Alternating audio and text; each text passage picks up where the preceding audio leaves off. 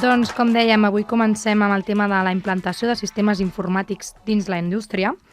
Podríem entendre que la informàtica industrial s'ha convertit en els últims temps en una companyia inseparable de l'automatització industrial. Parlem de projectes que estan creixent com el PLC, que ara ens explicarà el Benito, senyals elèctrics i gestionar sistemes de gestió com pot ser el SAP. Ens acompanya el Benito Cerrillos, director de Sistemes de Vichy Català i president de l'Associació Catalana de la Informàtica Industrial. Explica'ns una mica, Benito, això que deia, no?, del PLC, senyals elèctrics i el SAP. Què és? Benvingut, per cert. Moltes gràcies.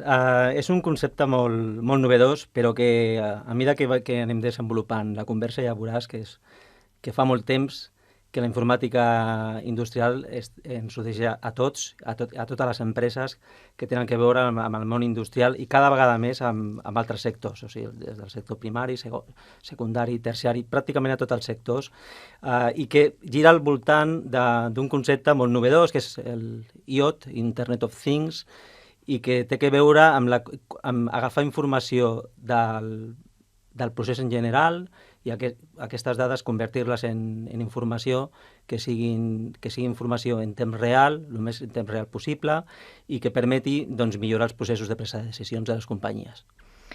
A la vostra pàgina web comenteu que sou un espai integrador que té com a objectiu promoure, divulgar i potenciar la utilització de la informàtica industrial i les tecnologies TIC en aquesta indústria catalana i augmentant així la seva competitivitat.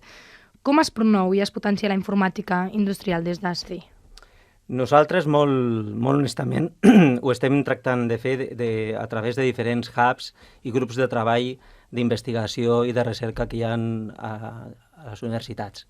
Concretament parlo de la Universitat Politècnica de Catalunya, on des de fa molts anys que hi ha grups de treball molt potents que estan treballant en la indústria des de fa molt temps, ajudant a la indústria a ser cada vegada més competitiva. Perquè com diferenciem la informàtica industrial amb les TIC de la indústria? Jo diria que és com una segona onada, és el concepte d'indústria 4.0, on d'alguna manera el que tractem és de recolzar la informàtica de gestió, que fonamentalment està suportada amb els sistemes ERPs, el SAP, el Navision, són exemples de sistemes que ja estan molt treballats i molt desenvolupats, i hi ha partners i indústria en el sector de les TIC que saben perfectament fer aquest tipus de projectes. I el tema de la informàtica industrial és un tema més novedós, no? Perquè tracta d'aplicar alguns d'aquests conceptes, tracta d'aplicar-los amb la nova manera de treballar i d'agafar la informació que hi ha a les màquines, els trens d'envasats, si parlem del sector d'alimentació, els trens del sector del teixit, el sector de farma, o sigui, hi ha molts sectors on s'estan desenvolupant aquests conceptes i del que es tracta és de connectar el món de la gestió, on ja estem molt acostumats, a aquests nous conceptes d'informàtica industrial. I quan parlem de la informàtica industrial, de què parlem? Automatització, control supervisat, informàtica a mida...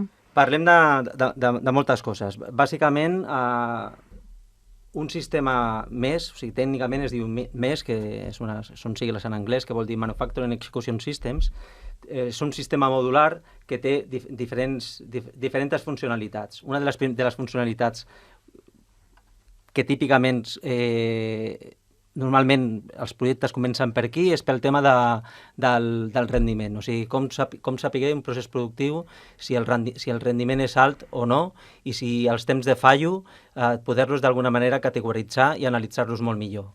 Si això no ho fem, que moltes companyies no ho fan, el que passa és que moltes vegades la teoria dista molt de la realitat i tenim màquines que són molt cares que no els estem traient el suficient rendiment.